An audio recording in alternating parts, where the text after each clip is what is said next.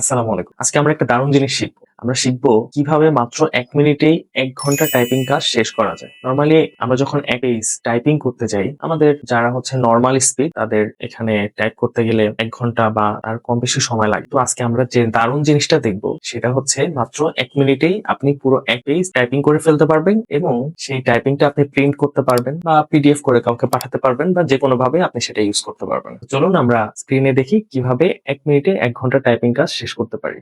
তো আমরা প্রথমে যেকোনো একটা ব্রাউজারে যাব। তারপর এখানে গিয়ে যে Google অ্যাপস আছে এখানে ক্লিক করব। ক্লিক করার পরে একটু নিচে স্ক্রল করলে দেখতে পারবেন ডকস নামের একটা অপশন আছে। এই অপশনে যাওয়ার পরে আমরা এখানে ব্ল্যাঙ্ক ডকুমেন্টসে যাব। ব্ল্যাঙ্ক ডকুমেন্টসে যাওয়ার পরে আপনারা এখানে দেখতে পারবেন উপরে টুলস। টুলসে যাওয়ার পরে একটু নিচে স্ক্রল করলে দেখতে পারবেন ভয়েস টাইপিং। তো এটা হচ্ছে বেসিক্যালি আমাদের হচ্ছে অপশন। তারপর এখান থেকে আপনি আপনার পছন্দ মতো যে কোনো ধরনের ভাষা আপনি এখানে ব্যবহার করতে পারবেন, ইংলিশ বা আপনার যে কোনো ধরনের ভাষা। সো আমি চাচ্ছি যে আমাদের বাংলা ভাষা আমরা এখানে সিলেক্ট করব, কারণ বাংলা টাইপিং একটু কঠিন এবং বাংলা টাইপিং এ একটু সময় বেশি লাগে। ঠিক আছে? সো আমরা নিচে স্ক্রল করি। হ্যাঁ, এই যে দেখতে পাচ্ছেন এখানে বাংলা, বাংলাদেশ লেখা। সো আমরা এটা সিলেক্ট করার পরে জাস্ট এইখানে যে স্টার্ট ভয়েস টাইপিং লেখা আছে এখানে ক্লিক করব।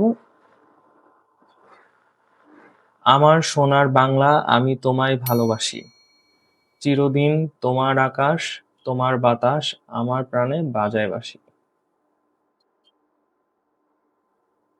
আমি আজকে যে ভিডিওটা বানাচ্ছি সেটা হচ্ছে যে কিভাবে মাত্র ১ মিনিটেই ১ ঘন্টা টাইপিং কাজ শেষ করা যায়, সেটা যে কোনো ভাষাই হোক, এবং সেটা শুদ্ধভাবে কোনো বানান ভুল ছাড়াই টাইপিং হবে। টাইপিং শেষে এটা আমরা যে কোনো ডকুমেন্টসে ইউজ করতে পারবো।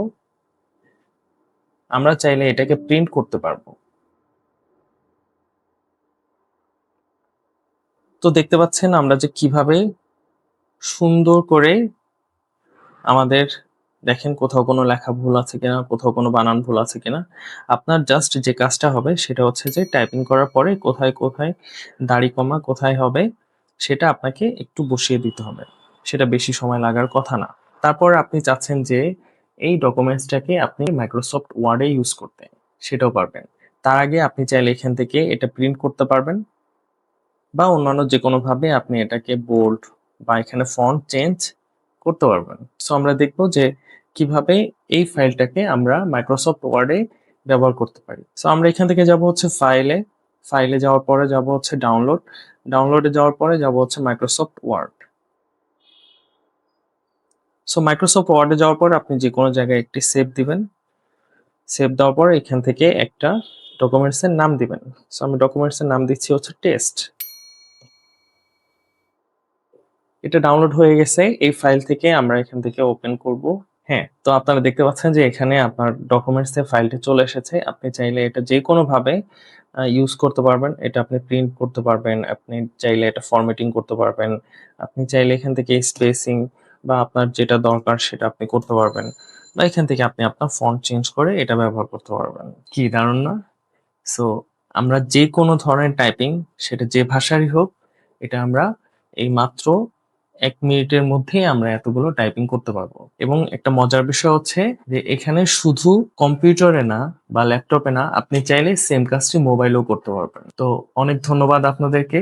আমার ভিডিওটি যদি ভালো লেগে থাকে তাহলে আমার চ্যানেলটি সাবস্ক্রাইব করবেন, লাইক করবেন আর শেয়ার করবেন প্লিজ। আসসালামু আলাইকুম।